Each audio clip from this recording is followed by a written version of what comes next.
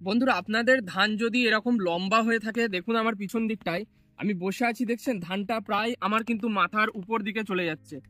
মানে এতটা পরিমাণে লম্বা ধান আপনার যদি হয়ে থাকে, ধানটা দেখছেন পাশকাঠি বাড়ছে না, ধানটি উপরের দিকে লম্বা হয়ে গেছে বা যাচ্ছে।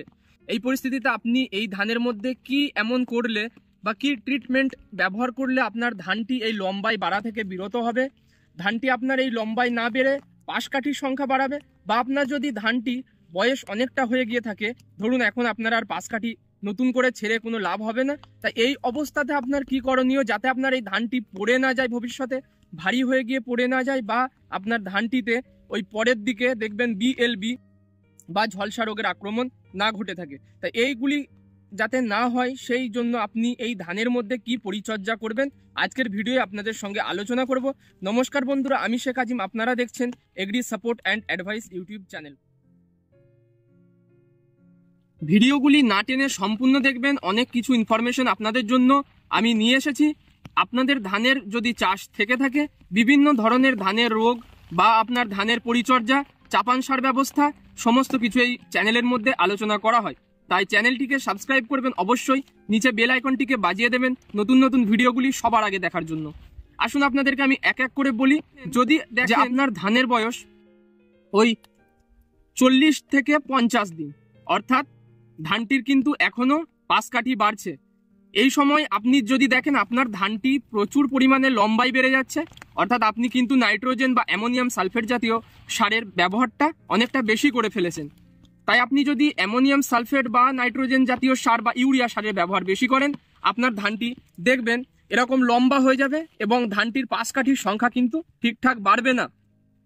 পাশকাঠির সংখ্যা বাড়াই আপনার হচ্ছে ফসফেট। তাই ফসফেট আপনি কাদায় যদি দিয়ে থাকেন, উপরে যদি আপনি ইউরিয়া ব্যবহার করে থাকেন, দেখবেন আপনার এই সমস্যাটি কিন্তু হয় না। তবে যারা উপরের দিকে শুধুমাত্র ইউরিয়া ব্যবহার করে থাকেন বা ডিএপি ব্যবহার করেন, তাদের ক্ষেত্রে দেখবেন এই যে ধানের গাছটি ঠিক লম্বায় অনেকটা পরিমাণে প্রায় 2 থেকে 3 হাত বেড়ে যাবে। ধানে দেখবেন পাশকাঠি মাত্র ওই যে 10 থেকে 12টি। এই পরিস্থিতিতে আপনাদের কি করণীয় হতে পারে দেখুন।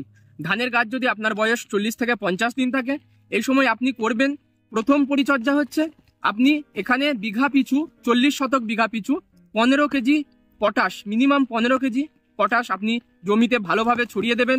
দুপুরের দিকে দেবেন, না হলে আপনার ওই পাতাগুলি দেখবেন পোড়া পোড়া মতো হয়ে যায়। পটাশটি গায়ে লাগলেই আপনার ওই ধানের পাতা দেখবেন একটা স্পট পড়ে যায়। তাই দুপুরের দিকে পটাশটি ছড়িয়ে দেবেন। যদি আপনার এখন পটাশ দেওয়ার ইচ্ছা না থাকে, তাহলে করতে পারেন আপনি ধানের কি করবেন, কাল্টার ব্যবহার করবেন। সিনজেন্টা কোম্পানির কাল্টার, এই সিনজেন্টার কাল্টারের মধ্যে রয়েছে প্যাক্লোবিউট্রাজোল 23% এসি ফর্মে। এটিকে আপনারা ব্যবহার করবেন ব্যারেল পিছু 15 লিটারের ব্যারেল পিছু 10 ml। এটিকে স্প্রে করে দেবেন। আপনি একটু লক্ষ্য রাখবেন, দেখবেন আপনার ধানটি কিন্তু হঠাৎ করে বৃদ্ধিটা কমে যাবে। হঠাৎ করে যে পরিমাণ লম্বায় বেড়ে যাচ্ছিল সেটি কিন্তু থেমে যাবে। তাই এটিকে বেশি পরিমাণে ব্যবহার করবেন না, আপনার ধানের কিন্তু ওই যে বার বৃদ্ধিটা সেটা একদমই থেমে যাবে। এবারে দেখুন, আপনাদের যাদের দেখছেন ধানের বয়স প্রায় 60 দিন বা 70 দিন এর মধ্যে আছে, আপনারা করবেন পাতার ডগার দিকটা দেখুন এইভাবে। আমার এক কৃষক এখানে কিন্তু ধানের তার এই যে গাছতলা নিচ বলে ধানটি প্রচুর পরিমাণে বেড়েছিল, তিনি ইউরিয়া সার প্রচুর ব্যবহার করেন। তাই তেনাকে আমি কিন্তু উপদেশ দিয়েছিলাম, বা আমাদের এখানে সমস্ত চাষিরা এটা করে থাকে, যাদেরই ধান একটু লম্বা হয়ে যায় তারা যাতে ধানটি পড়ে না যায় ভবিষ্যতে, সেই জন্য ডগার দিকে ওই 8 আঙুল করে প্রায় 20 সেন্টিমিটার করে তারা কিন্তু কেটে দেয়। ডগার দিকের পাতাগুলিকে ছিঁড়ে ফেলে দেন। এর ফলে কি হয় না, আপনার ধানটি অনেকটা খাটো থাকে। এটি অবশ্যই আপনারা ওই যে পতাকা পাতা ধানের আসে, সেই পতাকা পাতা বের হবার আগে করবেন। পতাকা পাতা বেরিয়ে গেলে কিন্তু, বা আপনার যদি দেখেন এরকম গলগলে থোর বা একদম থোরমুখী অবস্থায় আছে, কাঠি গোল হয়ে গেছে, এই অবস্থায় আপনারা কিন্তু ভুলেও এই পাতাটিকে কাটবেন না।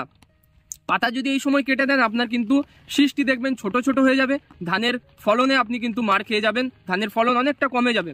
তাই আপনার যদি শীষটি গোল না হয়ে থাকে, আপনি এই ডগার দিকের পাতাগুলো কেটে ফেলে দিন। এরপরে তৃতীয় হচ্ছে, আপনার যদি দেখেন ধানের সময়টা অনেকটা বেশি আসছে, আপনার হাতে পাশকাঠি গোল হয়নি বা কাঁচথোর আসেনি, এই পরিস্থিতিতে আপনারা কাল্টারটিক ব্যবহার করবেন। এটিতে কিন্তু দারুণ কাজ দেবে। সঙ্গে সঙ্গে আপনারা পটাশ কিন্তু একদম কড়া ডোজের পটাশ ব্যবহার করবেন, যেটা 60% P2O, সেই পটাশটিকে 15 থেকে 18 কেজি মাত্রায় কিন্তু ব্যবহার করবেন বিঘা পিছু। 40 শতক বিঘা পিছু বলছি আমি, 33 শতক বিঘা হলে 15 কেজির বেশি ব্যবহার করার প্রয়োজন হয় না। এতে আপনার সুবিধা কি হবে, আপনার দেখবেন যে গাছটি সেটা কিন্তু শক্তপোক্ত হবে, মোটা মোটা হবে। ফলে কি হবে, আপনার ভবিষ্যতে যদি ধানটা এরকম লম্বাও থাকে, আমার যেমন দেখছেন আমার ধানটা কিন্তু লম্বা, তবে আমার এখানে ধানের ডগার দিকে কোনো রোগ দেখতে পাবেন না, পাতা পোড়া বা কিছু। এর কারণ হচ্ছে আমি ইউরিয়া সার একদমই ব্যবহার করিনি। আমি 14-35-14 তার সাথে 10-26-26 এবং পটাশ দিয়ে চাষটিকে করেছি। আমার পাতা কিন্তু কোনো রোগ নেই। সাথে সাথে আমার দেখছেন পটাশ আমি প্রায় 20 কেজি বিঘা পিছু ব্যবহার করে থাকি, 40 শতক বিঘা পিছু। তাই আমার কিন্তু ধানের গোড়া দেখছেন কিরকম মোটা মোটা, প্রচুর পরিমাণে পাশকাঠি দেখতে পাবেন। এরকমই কিন্তু আপনারাও যদি চান অবশ্যই ট্রিটমেন্টগুলি গ্রহণ করুন। বিস্তারিত যদি আপনারা জানতে চান ধানে কখন পটাশ ব্যবহার করবেন বা ধানের কিভাবে পাশকাঠি বাড়াবেন, ডেসক্রিপশনে তারও কিন্তু ভিডিওর লিঙ্ক দেওয়া আছে, আপনারা গিয়ে চেক আউট করতে পারেন। এছাড়াও বন্ধুরা আপনারা যদি দেখেন ধানের গাছের বয়স আপনার একটু কম, অর্থাৎ 30 দিন বা 40 দিন, এই সময় আপনারা করতে পারেন চাপান সারের সঙ্গে ইউরিয়া মেশাবেন না, 10-26-26 মেশাবেন। তার সঙ্গে কি দেবেন না 1 কেজি পরিমাণ কিন্তু হিউমিক অ্যাসিড, ফুলবিক অ্যাসিডের দানাটি, এটির দাম প্রায় ওই 200 টাকা কেজি হয়। আপনি 1 কেজি মেশাবেন, ছড়িয়ে দেবেন। তার ঠিক 10 দিন পরে আপনি ধানে কিন্তু দ্বিগুণ পরিমাণে পাশকাঠি লক্ষ্য করতে পারবেন। ধানে দেখবেন আপনার লম্বায় যে পরিমাণ বাড়ছিল সেটা বাড়বে না। আপনার ধানের জমিতে যদি আগে থেকে কোনো পটাশ বা আপনার কোনো চাপান সার পড়ে থাকে, সেটাকেও কিন্তু এই হিউমিক অ্যাসিড, ফুলবিক অ্যাসিড আপনার গাছে গ্রহণ করাতে সাহায্য করবে। এর ফলে কি হবে, আপনার যে ফসফেটটি গাছ খুব ভালোভাবে নিতে পারবে, শিকড়ে ফসফেটটার গ্রহণটা বেড়ে যাবে।